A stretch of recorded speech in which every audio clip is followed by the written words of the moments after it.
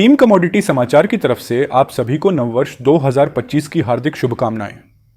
Commodity trading सिर्फ commodity समाचार के साथ। वर्ष 2024 में सोने ने 26% रिटर्न के साथ विदा ली और वर्ष 2025 में एंट्री की है। केंद्रीय बैंकों की खरीद, भू राजनीतिक तनाव और भारतीय रिजर्व बैंक सहित वैश्विक केंद्रीय बैंकों की उदार मौद्रिक नीतियों से यह संभव हुआ। हालांकि अंत में 82,400 रुपए के ऊपरी लेवल से सोना नीचे बंद हुआ। वर्ष 2025 में सोने से मिलने वाले रिटर्न की संभावना पर हम बात करेंगे केडिया कमोडिटीज के प्रमुख अजय केडिया से। मेरा नाम है कमल शर्मा। अजय जी, नए वर्ष की आपको शुभकामनाएं और स्वागत है मोलतोल इंडिया में। नमस्कार कमल जी, आपको और सभी दर्शकों को भी नव वर्ष की शुभकामनाएं। धन्यवाद अजय जी। अजय जी, सोने ने वर्ष 2024 में 26% रिटर्न दिया। इस साल कैसा रिटर्न संभव है? देखिए कमल जी, मुझे लगता है कि सोने ने 26 नहीं, 26 में हमें 9% और ऐड करना चाहिए। बिकॉज हम जानते हैं कि इस बार बजट के अंदर हमने 9% की जो ड्यूटी एडजस्टमेंट देखी थी, जिसकी वजह से हम 25-26 पे हम स्पॉट के हिसाब से देख रहे हैं। अगर मैं 26 में और 9 जोड़ू तो करीबन ये हो जाता है 35%। तो 34-35% का रिटर्न अब तक के इतिहास में सबसे बड़ा रिटर्न देखा गया है। कि कोई भी असेट क्लास में अगर हम 20% से ऊपर का भी रिटर्न देखते हैं तो हम बोलते हैं बहुत बढ़िया रहा है। लेकिन गोल्ड और सिल्वर दोनों ने इस बार प्रूव करके दिखाया है कि ये एक तरह का नया असेट क्लास है, जिसकी वजह से हमने पिछले 2 सालों में फाइनेंशियल प्लेयर मतलब ईटीएफ के द्वारा भी इसके अंदर काफी निवेश आते हुए दिखा है। तो मेरा मानना है कि 2024 में जो हमने रिटर्न देखा है 2025 में भी कंटिन्यू रहेगा। बट हाँ, 2024 में जो हमने बहुत ही बेहतरीन रिटर्न देखे उतने नहीं आएंगे।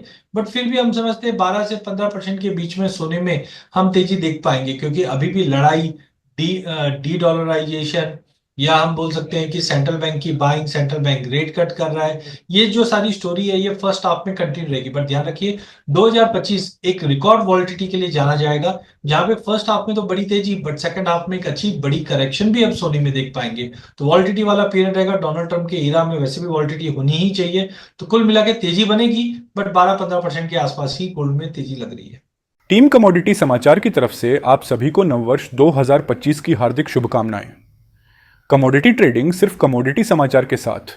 जी अजय जी, चीन अपनी अर्थव्यवस्था को ऊपर उठाने के लिए बड़े कदम उठा रहा है, तो उम्मीद बाजार को फेड से भी है कि ट्रंप के राष्ट्रपति पद बैठने के बाद ब्याज दरों में क्या कटौती का रुख रहता है, यह तो समय बताएगा। लेकिन इन दो घटनाओं को एक ट्रेडर को कैसे लेना चाहिए? देखिए, एक चीज आप समझिए, कोई भी इकोनॉमी खत्म कभी नहीं होती है। आज चाइना कोविड के बाद से ही हमने देखा कि कहीं ना कहीं एक सीमित दायरे में ट्रेड कर रहा है। कोई भी चीज नहीं आ रही। 2024 में इतने हमने देखे एफर्ट्स लगाए गए थे इकोनॉमी को सपोर्ट करने के, बट उसके बावजूद बैठी रही।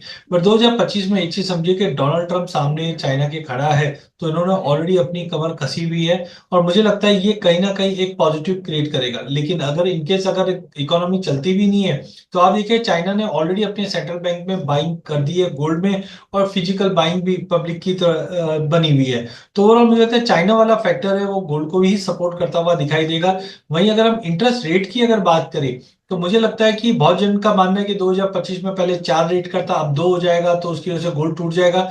बट साथ साथ में आप देखिए bank of England, ECB, bank of Canada, China, India भी अगर हम देखेंगे तो सभी जगह पे हम देखेंगे कहीं ना कहीं रेट कट कंटिन्यू रहेगा सेंट्रल बैंक है, जिसका भी सपोर्ट मिलेगा। तो मुझे लगता है चाइना, यूएस, जियोपॉलिटिकल टेंशन और ट्रेड वॉर, ये कहीं ना कहीं सारी चीजें गोल्ड को सपोर्ट देता हुआ दिखाई देगा। अजय जी, ये जो आपने कहा कि जियोपॉलिटिकल टेंशन है और हम ये भी देख रहे हैं कि वैश्विक आर्थिक अनिश्चितताएं भी अभी बनी रहती है, तो क्या सोना 2025 में 85,000 या 90,000 रुपए प्रति 10 ग्राम तक पहुंच सकता है?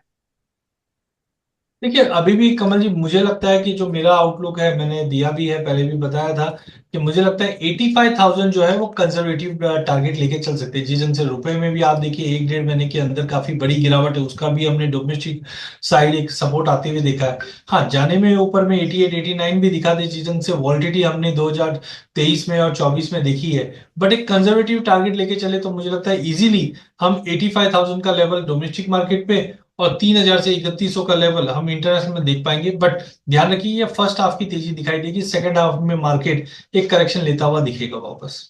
ये अजय जी, इधर हम देखें तो रूसी राष्ट्रपति पुतिन ने यूक्रेन के साथ युद्ध रोकने या खत्म करने की भी बातें उन्होंने कही है, और उन्होंने ये भी कहा है कि 2025 में बहुत कुछ अच्छा ही होगा। हमने कल देखा कि दोनों तरफ के सैनिकों की जो गिरफ्तार किए गए थे, जो पकड़े गए थे, उन्हें भी छोड़ा गया है। और इजराइल ईरान के बीच जो तनाव बहुत चरम सीमा पर था वो काफी नरम है, और इजराइल का दूसरे मोर्चों पर भी संघर्ष विराम बना हुआ है। इसके साथ हम ये भी देख रहे हैं कि रुपए में गिरावट है। क्या इन कारणों से सोने के दाम नीचे आ सकते हैं? देखिए 2025 में मुझे दो तीन चीज जो है वो कंसर्निंग लग रही है। पहला जी। चीज है बिल्कुल जो आपने बताया वॉर फ्रंट पे, बिकॉज कभी भी आप देखिए सोना और वॉर दोनों हैंड इन हैंड चलते हैं। तो अगर सपोज ये लड़ाई बिल्कुल रुक जाती है तो कहीं ना कहीं जो वॉर प्रीमियम हम कहते हैं वहां पे डिक्रीमेंट आएगा। लेकिन आई थिंक कि रशिया यूक्रेन 2022 से चल रहा है, तो उसमें अगर खत्म हो भी जाता है तो मार्केट उसको डिस्काउंट कर चुका है। इसराइल ईरान का हमने इससे पहले भी देखा था, नवंबर में सीज फायर की बात आ चुकी थी बट फिर से चालू हो गया। तो ये चीजें ऐसी है कि वो अटकती हुई दिखाई दी। ऊपर से मुझे लगता है सीरिया में जो कंसर्न हुए हैं ये एक नया ही ज्योग्राफिकल वे लेगा। तो आई थिंक अभी भी जियोपॉलिटिकल टेंशन जारी रहेगा जिसका सपोर्ट मिलेगा। लेकिन हाँ जी, बिल्कुल जो आपने कहा है कि अगर कहीं पे भी यहाँ पे पॉजिटिविटी आ जाती है और लड़ाई बिल्कुल खत्म हो जाती है तो उसी का एक इम्पैक्ट हमें लगता है कि गोल्ड में नेगेटिव पड़ेगा। और वही मैं बताना चाहता था कि फर्स्ट हाफ में तो तेजी है, बट एज एंड व्हेन अगर ये वॉर खत्म होता है तो इसका एक नेगेटिव टेम्पररी नेगेटिव इम्पैक्ट सोने पे पड़ता हुआ दिख सकता है। लेकिन अजय जी, कुछ एनालिस्ट ये भी कह रहे हैं कि रुपया जो है वो 100 के करीब भी पहुंच सकता है। आपको क्या संभावना लगती है, और उसका गोल्ड मार्केट पे क्या असर होगा? देखिए पहले अगर हम गोल्ड के प्राइस की बात करें इस पे क्या इम्पैक्ट है, तो कभी भी देखिए हम इंडिया में सोना इंपोर्ट ज्यादा करते हैं। अब कभी भी इंपोर्ट करते हैं तो करेंसी सबसे बड़ा फैक्टर रहता है। आज अगर हम 85-50 पे बैठे और ये 100 हो जाता है तो डेफिनेटली हमारे सोने के भाव में भी तेजी दिखेगी खाली वैल्यूएशन के हिसाब से। नो डाउट 100 होगा, लेकिन कब होगा? 10 साल में हो जाएगा, 5 साल में होगा, वो समय लगाएगा। अगर 2025 की ही बात करें या 2025-26 की बात करें तो आप ये देखिए पिछले 10 सालों में चीजें बहुत चेंज हुई है। आज इंडिया का फॉरेन रिजर्व बहुत स्ट्रांग है, इंडिया की फॉरेन पॉलिसी बहुत स्ट्रांग है। नो डाउट इंडिया को एक बेनिफिट मिलता है, जब भी रुपए में गिरावट आती है तो हमारी इंपोर्ट कॉस्टली हो जाती है। और इंपोर्ट में हम करते क्या है, कच्चा तेल करते हैं, इलेक्ट्रॉनिक आइटम करते हैं और एडिबल करते हैं। तो गवर्नमेंट इन चीजों पे ऑलरेडी जैसे ऑयल मिशन चालू कर चुकी है, मेक इन इंडिया प्रोग्राम कर चुकी है, कच्चे तेल की जगह अल्टरनेट, तो वो काम कर रही है। तो मुझे लगता है as compare to emerging market अब तक रुपए ने बहुत ही शानदार परफॉर्मेंस दिया है। तो 100 तक का लेवल मुझे भी नहीं लगता। मुझे लगता है कि हाँ 2025 के अंदर हम 88 89 के जोन तक चले जाएंगे, बट 100 आने में आएगा जरूर, बट हो सकता है 5-6 साल लग जाए इसमें, क्योंकि पिछले सालों के मुकाबले इंडिया की economy as compare to global market बहुत स्ट्रांग दिखाई दे रही है।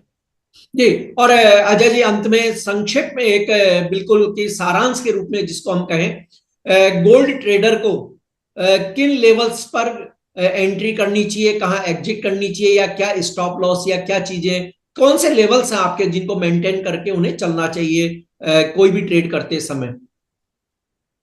देखिए सबसे पहले तो आप ये समझिए कि अगले 2-4 दिन कुछ भी नहीं होने वाला, छुट्टी का माहौल है। सोमवार 6 तारीख से मार्केट, सोमवार से मुझे लगता है कि मार्केट में मोमेंटम रहेगा। लेकिन दूसरी चीज है 20 तारीख डोनाल्ड ट्रंप के लिए, उससे पहले भी कोई कैरी ट्रेड्स या कोई बड़ी पोजीशंस नहीं बनने वाली, मार्केट जी। दायरे में रहेंगे। लेवल्स की अगर बात करें तो मुझे 2580 इंटरनेशनल में बहुत स्ट्रांग सपोर्ट लग रहा है। जब तक ये लेवल ब्रीच नहीं करता ऊपर में 2656 से लेके 2670 का इमीडिएट टारगेट रहेगा। वहीं अगर यही चीज को डोमेस्टिक मार्केट पे बात करें तो मुझे लगता है 75-700 का एक स्ट्रॉन्ग सपोर्ट बन के निकला है।